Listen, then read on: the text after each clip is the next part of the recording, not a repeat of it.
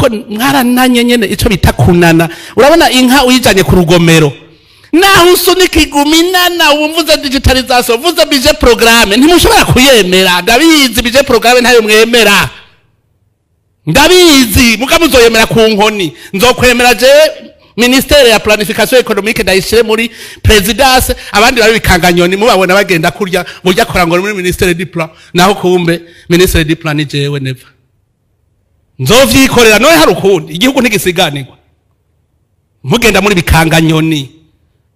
bikanganyoni budget programme kubera nabagunduye décembre révision budgétaire zo abashinga bateka mumfashe gusa mwebwe mumpe basibimirika muze mumpe bimirika kuko burya arashaka kuza kubakorompaga mwari mubizi yuko none bibaho muri commission hajya bagenda gavuga gosha akiri miliyoni 10 yaraje kaja article kavemo ukora ibishoboka byose agaca genda kurujya wundi yaraje kaja article kavemo hakajya kuko amahera tombananiraso bazobahenda kugira ngo nanje mugabo muzoca munsigurira umwanya ko yawubahaye uzokwisi perpoza ku yindi tremese niya mwanya naje zokwemera ko akoresha amahera arabanza andemontrera ati ubu rero tezebe tremese urabona ibi vyanditse nzobikora nibi nzobikora uzobikora ryari bitakoze premier tremese uzobikora ryari mbwira imisi aca mbwira ati jewe ndemeye ubu dimanche na samedi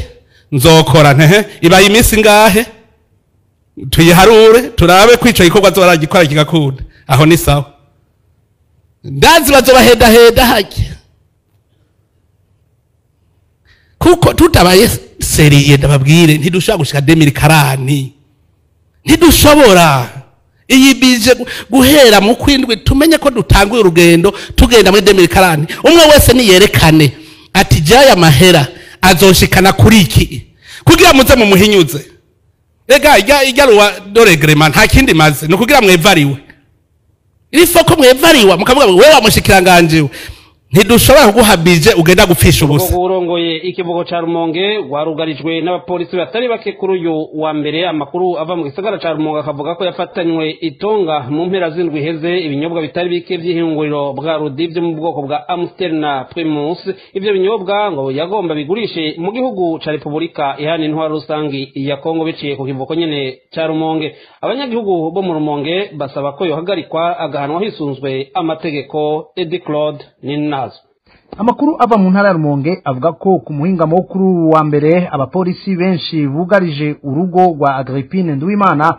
arongoye ikivuko ca Rumonge. Urwo rugo rukaba ruri ku gacimbiri mu Gweji ni ku mutumba Birimba wo mu gisagara ca Rumonge. Amakarato y'inzoga za Brarudi Amstel na Primus ataramenyekana igitigiri akaba yarafatiwe ku rugo rw'uwo mutegetsi. Isakwa ry'urwo rugo rikaba ribaye inyuma yaho mu mpera z'indwi iheze uwo mukenyezi afataniwe imodokari yuzuye amakarata 250 y'ibinyobwa vya Brarudi. Ivyo akaba yari abikuye muri zone Minago yo mu ntara ya Rumonge nyene. Ibinyobwa vya Brarudi vyafashwe n'igipolisi gifatikanije n'igendereza hamwe n'urongoye igisata ca Brarudi mu Rumonge. Ubu bikaba biri mu minwe y'inyamiramabi muri komisariya y'igipolisi ca Rumonge nkuko amasoko yacu mu gipolisi abivuga. Abadandaza b'ivyo binyobwa baridoga ko yama aza kubipakira nabo bakabura ivyo badandaza. Bamwe mu badandaza bavuga ko uwo mukenyezi arongoye ikivuko ca Rumonge ivyo binyobwa vya Brarudi aca birungika muri Republika Iharanira Demokarasi ya Kongo biciye kuri ico kivuko nyene. Mu gihe mu ntwaro no mu gipolisi bama bakarira abadandaza bato bato b'ibinyobwa vya Brarudi babagiriza kunyegeza ivyo binyobwa canke kuduza ibiciro, abanyagihugu bo muri iyo ntara basigura ko ahubwo ingorane iri mu bategetsi bakuru ubwo rudandazwa rw'ibinyobwa vya Brarudi, bamwe bakabijana hanze y'igihugu. Kuva muri nzero abadandaza 36 barakuwe ku ntonde z'abadandaza ibinyobwa vya Brarudi, ubunywero bwabo burugagwa, abandi bacibwa imanza zikibiriraho n'ihadabu irengeje. Aho mu Rumonge abanyagihugu basaba ko hatoba nkunzi ko arongoye ikivuko ca Rumonge nawe nyene yohagarikwa agashengezwa imbere y'ubutungane. Edi Claude Nazwe arakenuye abadandaza n'abaguzi bo ku mugwa mukuru w'intara ya Muyinga no mu micungarara yaho baridogera ingingo zo gufatwa ni banki nkuru y'igihugu yo guhindura inoti y'ibihumbi 10 n'ibihumbi 5. Abadandaza bakavuga ko ahabure bamwe muri bo batacakirirwa izo noti iyo bagiye kuziranguza ibidandazwa byankenerwa. Ivyo kandi ngo birashikira rimwe na rimwe abaguzi aho abadandaza bamwe canke abunguruza abantu ku mapikipiki banka kwakira izo noti za kera. Musanteri wa komine Muyinga Amede Misago amenyesha ko izo noti zahagaritswe zibandanya zikora gushika kuwa 17 ruheshi, akagabisha abadandaza banka gutora ayo mafaranga ko bazohanwa hisunzwe amategeko. Josephine Jones Nkunzimana. Ingaruka z'ingingo yafashwe ni banki nkuru ziriko zikora kuri bamwe mu badandaza bakorera ku mugwa mukuru w'intara ya Muyinga no mu micungara yaho baridogera ko akazi kabo katariko kagenda neza kuva aho banki nkuru y'igihugu ifatiye iyo ngingo kuva kuwa ndwi ruheshi 2023 yo guhindura inoti y'ibihumbi 5 n'ibihumbi 10. naho yoba yarafashe ingingo bo tworohereza twebwe bene gihugu urumva ugiye kutunga ufite amahera makeyi ntushikirwa tugije tudandaje byatuboreye ko abo badandaza bagasaba abategetsi batandukanye gufata ingingo merekeza zotuma baboneka bitagoranye izo noti nshasha kugira ngo boroherwe mu kazi kabo.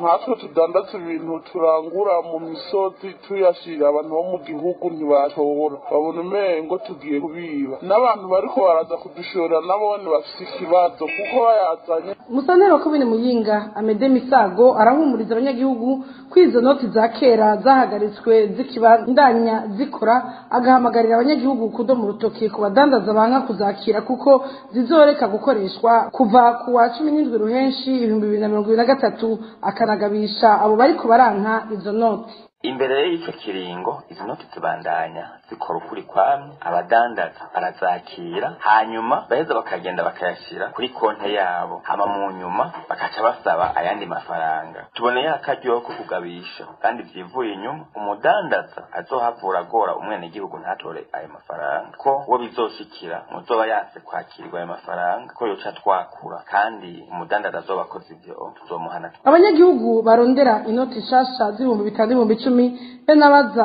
kubitsa amanoti yahagaritswe bakaba birirwa batonze imirongo y'urutavanako mu mabanki be n'amashirahamwe yo kuziganya no kuguranana gushika mu masaha y'umugoroba. Josephine Johnson Nkuzimana arakenuye mu ntara ya Kayanza nkuko kwimuyinga si yororo havugwa kandi ikena ry'amafaranga y'ibihumbi 10 n'inoti za 5 yo kuvunjira ababaje guhinduza amafaranga ya kera. Abanyagihugu bakavuga ko bitaborohera na cyane kuba mu makomine ya kure ategereye igisagara ca Kayanza, basaba ko izo noti nshasha zoboneka bakabona kwikenura mu byo bakeneye. Tega yompi bamwe muri abanyagihugu baganiriye na Radio Inzamba gateka kabo. Twaje nyamahera ya kera kugira tunyuranye batayashaha ayo mashasha none kuva mu gitondo batukuye yuko amafaranga ya mashasha ataraboneka.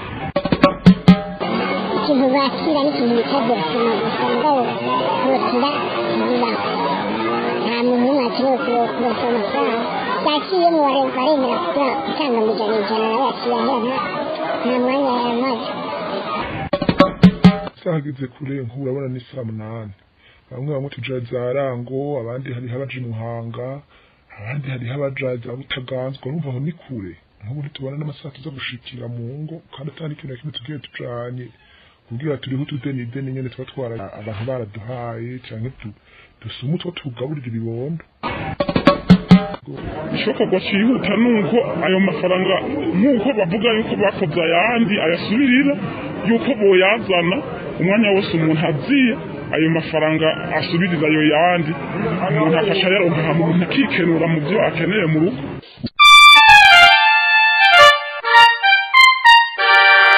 Inzamba amakuru twabateguriye tuyabandanire mu gisata c'intwari bereye. Umushikanganje ajejwe inyubako mu kiganiro yahaye amenyesha makuru kuri no wa kabiri yamenyesheje ko umugambi mushasha wo gutunganya uburaro uri mu ngingo yarayemejwe n'inama shikiranganje hateguwe ko azokubakwa inyubako zingana ibihumbi 33 ku mwaka.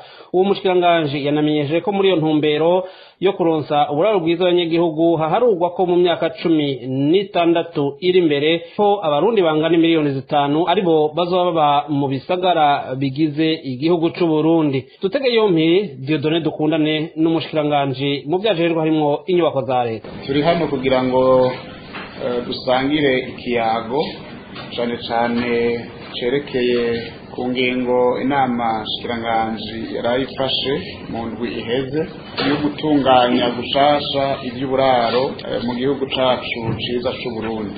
Tugomba kuba igihugu cifashe cigaba kikigaburira mu mwaka wa 2040 ni mu myaka 17 iri imbere. Tukagomba kuba igihugu giteye imbere mu mwaka wa 2060 canke imbere yaho.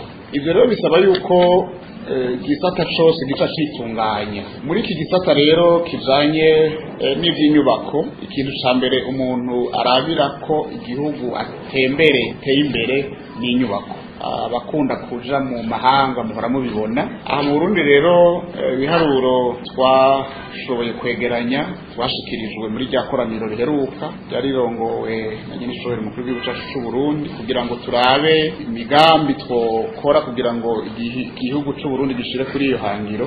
Byagaragaye yuko mu Burundi abantu baba mu bisagara batararenga ibice 14%. Kuvuga n'abarundi baba umuriyoni n'ibihumbi amajana cyangwa baba mu Burundi nibo baba mu bisagara. Kugira ngo dushike kuri iri hangiro ry'igihugu cifashe mu mwaka wa 2040 twihaye ihangiro ry'uko ababa mu Burundi gitigira icabo baba mu bisagara coba gishike ibice 40% by'abarundi baba mu bisagara. No kuvuga abarundi batari munsi y'imiliyoni 5. Turi ku miliyoni n'ibihumbi amajana 7 hafi, tugomba kuja ku miliyoni 5 mu bisagara. Kubera iki? Mu bisagara biroroshe kuronka umuyaga nkuba, biroroshe guhaba abahatuye, abahaba amazi, ubuhinga bwa none, amashure, amavuriro, amabarabara. Ivyo navyo nivyo biranga ibihugu biteye imbere.